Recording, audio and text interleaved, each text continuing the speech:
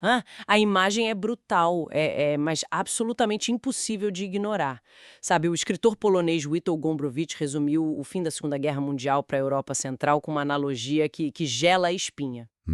Gela mesmo. É uma das descrições mais viscerais que temos nos registros. Pois é, ele descreveu que o fim do conflito global não trouxe libertação alguma para nações como a Polônia.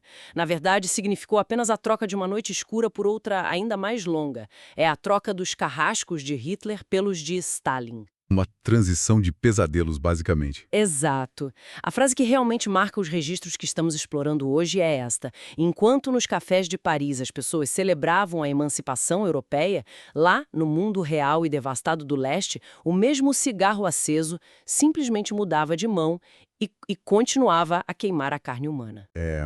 O que torna esses documentos históricos tão fascinantes e a razão pela qual precisamos analisá-los com uma frieza quase cirúrgica, sem cair nas armadilhas da polarização política atual, é justamente como eles revelam a mecânica desse silêncio, sabe? Com certeza. É um terreno bem delicado. Muito. Ao mergulharmos nos arquivos, memorandos internos e relatos literários do século XX, nós lidamos com feridas abertas.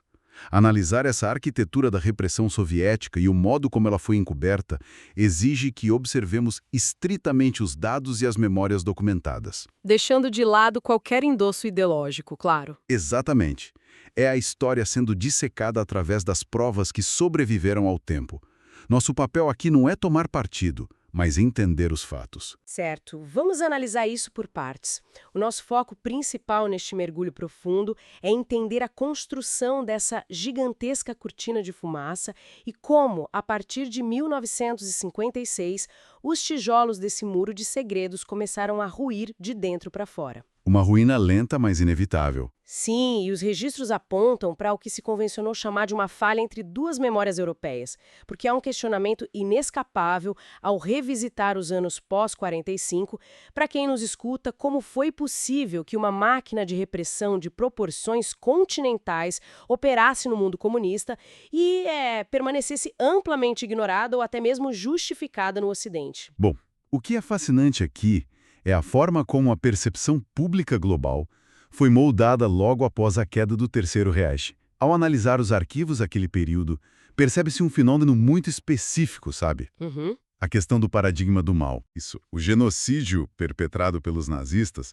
tornou-se o paradigma absoluto e definitivo da barbárie moderna. Ele ocupou de forma avassaladora praticamente todo o espaço mental, ético e histórico reservado para a compreensão do terror de massa. O que faz todo o sentido dada a monstruosidade mecânica do Holocausto. Claro.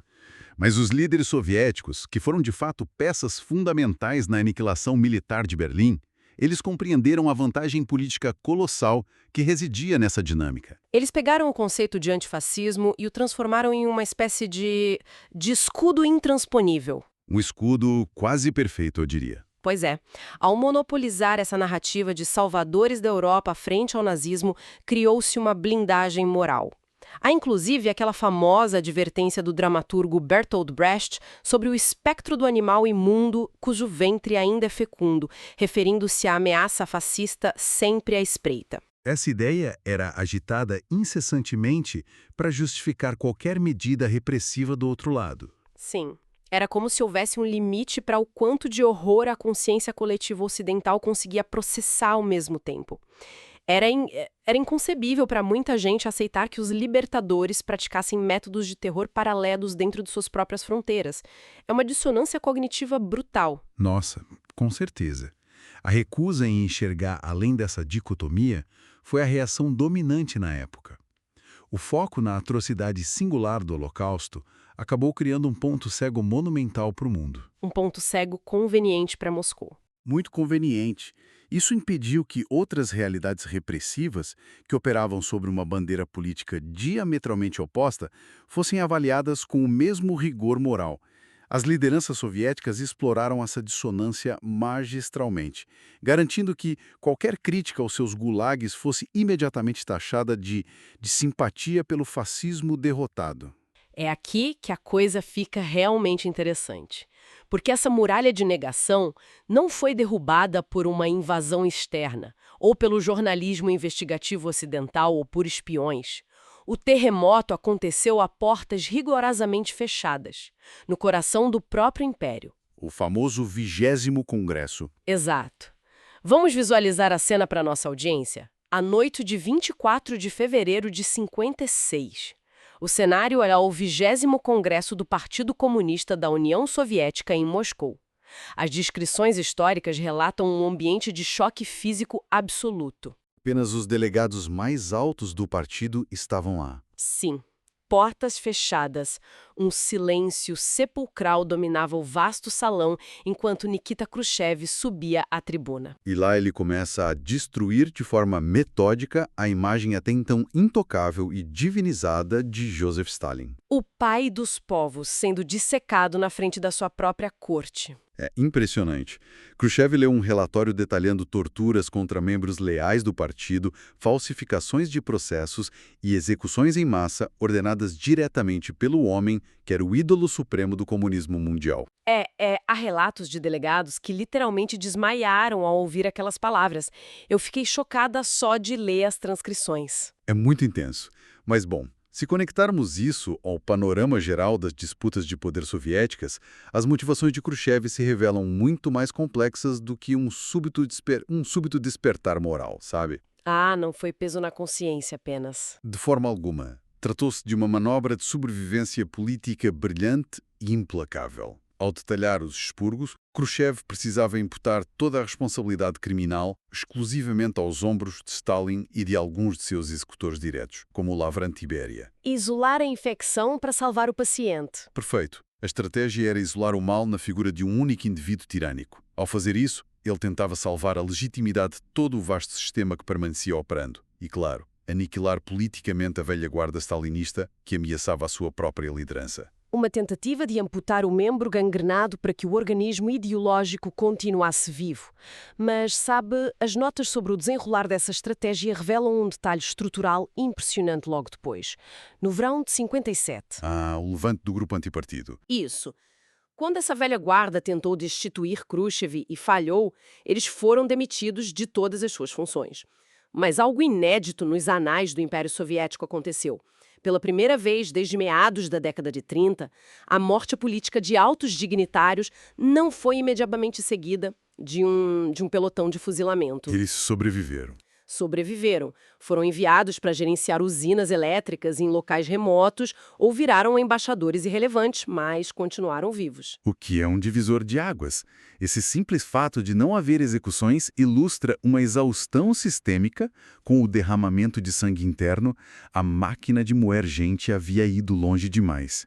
E, olha, é vital contextualizar o próprio Khrushchev nesse cenário para quem está nos ouvindo. Sim, ele não era flor que se cheirasse. Nem um pouco. Ele estava longe de ser um observador inocente. Durante o auge do terror, ele foi o chefe todo-poderoso na Ucrânia, conduzindo expurgos brutais e assinando pessoalmente cotas de execução. Cotas de execução, só a burocracia do termo já assusta. Assusta muito. Contudo, suas próprias memórias revelam um retrato psicológico conturbado depois. Ele escreve reflexões perturbadoras sobre o destino dos detidos, reconhecendo que muitos eram absurdamente inocentes. O peso dessa constatação transparece quando ele menciona a inevitabilidade de que tudo viesse à tona, né? Ele refletiu que era impossível esconder milhões de pessoas para sempre. Cedo ou tarde, os prisioneiros sairiam dos campos, retornariam para suas famílias e falariam. Ele percebeu que a represa ia estourar de qualquer jeito. Surge aí um sentimento que os historiadores documentam como um remorso peculiar. Tratava-se de homens que deviam suas promoções e até mesmo suas próprias vidas ao extermínio rotineiro de seus superiores. Uma culpa coletiva no topo. Exato. Era um remorso constrangido, altamente político e de conveniência, mas ainda assim um passo em direção ao fim do terror indiscriminado de Estado. Alguém no topo da pirâmide precisava frear a paranoia sanguinolenta, e Khrushchev assumiu esse papel, mesmo tendo as mãos manchadas. Essa quebra de paradigma nos leva à perspectiva do historiador François Fouet, que está nos nossos documentos base. Ele analisa por que esse relatório secreto, que vazou para o Ocidente meses depois, teve um impacto tão atômico. Porque, pensa bem, se um jornal de Londres publicasse aquelas denúncias, seria facilmente descartado como propaganda capitalista. Ah, seria chamado de mentira da CIA no dia seguinte. Com certeza. Mas a denúncia veio da autoridade suprema. Veio do santo dos santos do Kremlin. Como Furet pontua, o poder extraordinário desse documento sobre as consciências mundiais residia na total ausência de contraditores. A figura máxima do próprio sistema estava desmascarando a brutalidade do sistema. Isso levanta uma questão importante sobre a extrema volatilidade daquele período e as enormes contradições do governo Khrushchev.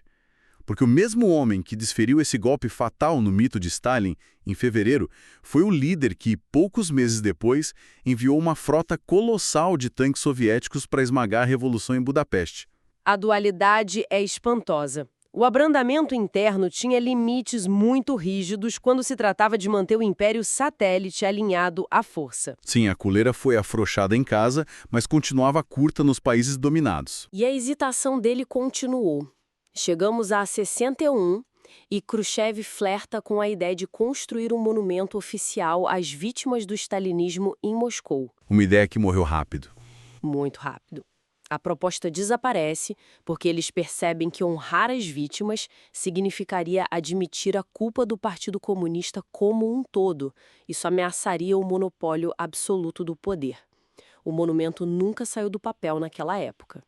Apesar desses recuos todos, as aberturas pontuais continuaram gerando atritos.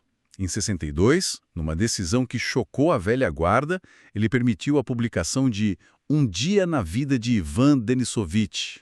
O clássico do Solzhenitsyn. Esse mesmo.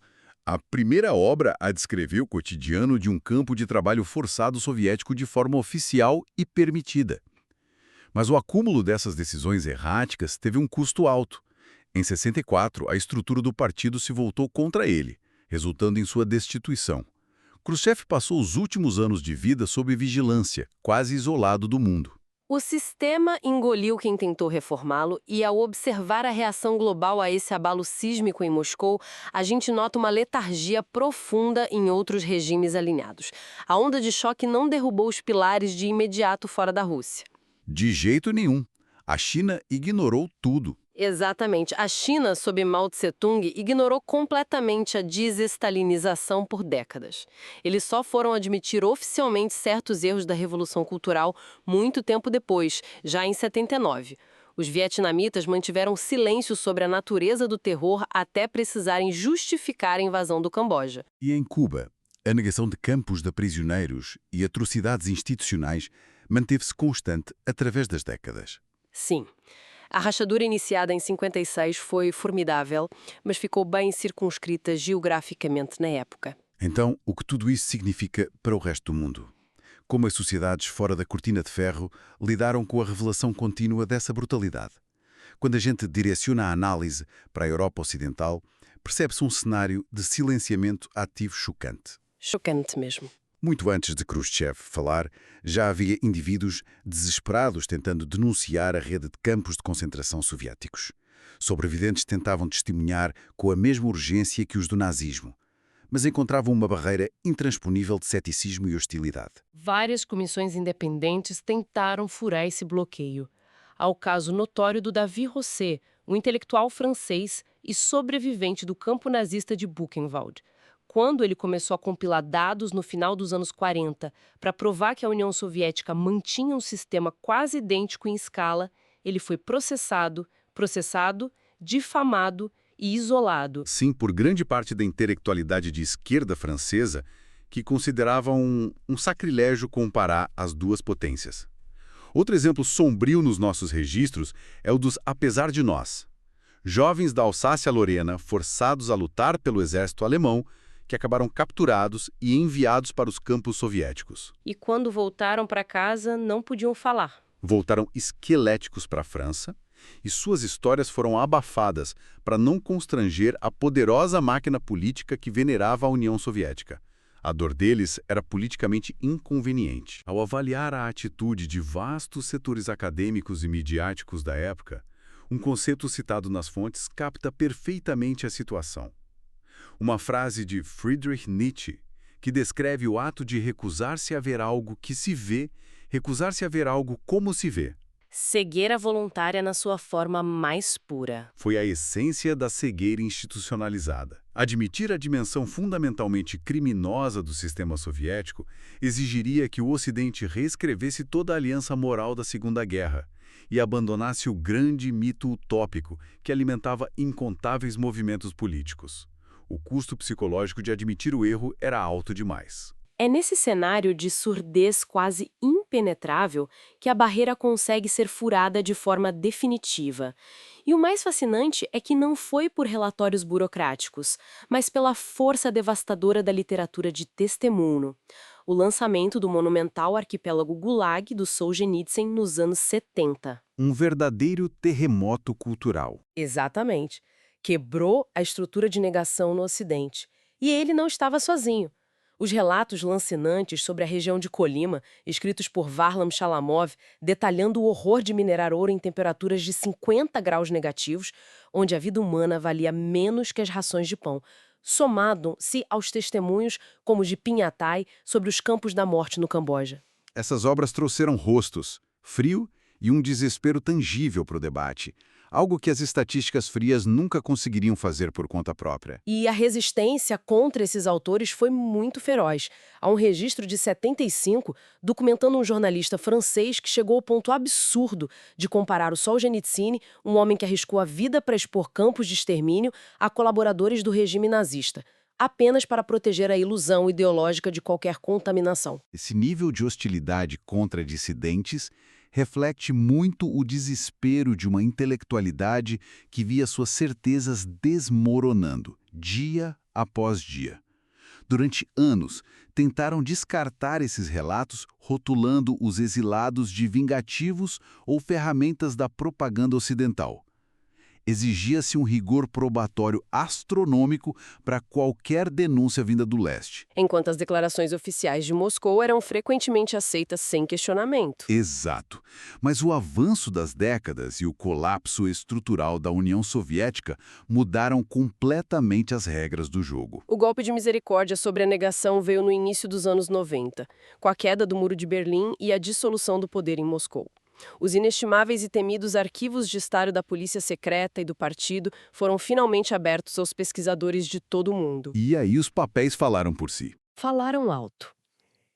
Não era mais uma questão de debater a memória, às vezes imprecisa, de um sobrevivente traumatizado.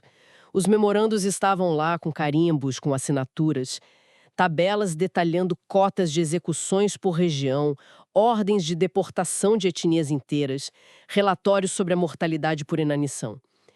A prova documental estabeleceu, além de qualquer dúvida, a natureza sistemática e fria do terror. E é exatamente por causa dessa avalanche documental que os registros que analisamos traziam um conceito fundamental para o estudo moderno: a necessidade imperativa de evitarmos o que chamam de uma história hemiplégica. Hemiplegia sendo a paralisia de um dos lados do corpo. Perfeito. O totalitarismo, como o fenômeno central e definidor do século XX, apresentou a sua vertente hitlerista, que é exaustivamente e corretamente ensinada e repudiada em âmbito global. Mas ignorar as engrenagens, os métodos e o saldo de vítimas da sua vertente comunista é sofrer dessa paralisia histórica.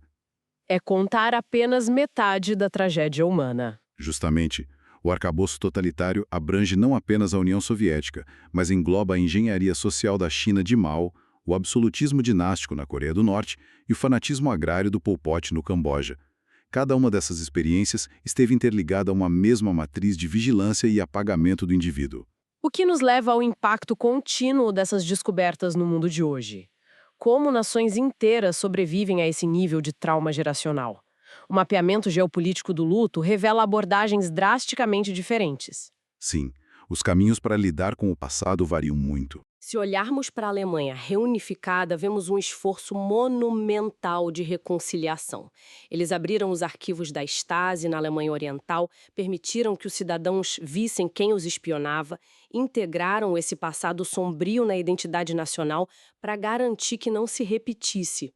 E do outro lado do espectro temos o desastre da ex-Iugoslávia. Um contraste muito trágico. Sob o ditador Tito, os ódios étnicos e os massacres foram varridos para baixo do tapete em nome de uma suposta irmandade comunista. Quando a tampa dessa panela de pressão foi removida nos anos 90, a ausência de um acerto de contas histórico pavimentou o caminho para os nacionalistas manipularem rancores antigos. O que resultou num banho de sangue devastador e em limpeza étnica na Europa. Exato. Ao comparar esses cenários, a gente nota categorias distintas no tratamento da memória. Sim, temos os países de negação ativa, onde o controle estatal ainda proíbe qualquer investigação independente, como no maquinário chinês ou em Cuba. E temos o leste europeu central, nações como a Polônia e a República Tcheca, que viveram na pele o impacto de múltiplas ditaduras. O fascismo e depois o comunismo, um emendado no outro. Exato. Para esses países, o fim da Guerra Fria significou a difícil tarefa de expurgar colaboradores do antigo regime, ao mesmo tempo em que precisavam reconstruir a economia e evitar uma caça às bruxas que paralisasse completamente a vida civil. Um equilíbrio quase impossível. Bom, vamos recapitular rapidamente a jornada complexa que fizemos através desses arquivos para nossa audiência. Observamos como uma formidável muralha de silêncio foi construída no pós-guerra, utilizando a vitória sobre o nazismo como escudo. Entendemos também o abalo provocado por Khrushchev em 56, sacrificando Stalin para salvar as próprias estruturas de poder. Discutimos a surdez voluntária de grande parte do Ocidente, que virou as costas para os sobreviventes até que a literatura arrombasse a porta da percepção pública. E constatamos como a abertura dos arquivos soviéticos evidenciou o perigo de uma visão paralisada ou hemiplégica da nossa história moderna. E dentro desse árduo processo de reconstrução das nações, os documentos apresentam uma constatação final que desafia o senso comum. Algo excelente para pensarmos ao encerrar. Qual seria? Observa-se que um certo grau de amnésia, espontânea ou oficial, pode parecer indispensável à cura das feridas. Feridas que permeiam a sociedade de países onde vizinhos espionaram vizinhos por décadas. Surge, então, uma provocação profunda. A busca absoluta e inegociável por cada detalhe da verdade histórica é sempre o caminho que conduz à justiça plena. Ou será possível que as sociedades necessitem pontualmente de uma dose de esquecimento coletivo, apenas para que a convivência humana volte a ser possível sem colapsar sobre o peso de retaliações sem fim? Nossa, é uma dinâmica que nos obriga a rever o papel da própria história. Não apenas como registro, mas como ferramenta de sobrevivência de um povo. Com essa reflexão incômoda e absolutamente vital, nós encerramos o nosso mergulho nos arquivos de hoje. Fica o convite para que quem nos escuta continue observando as narrativas oficiais ao redor do mundo com um olhar crítico e independente. Até a próxima análise.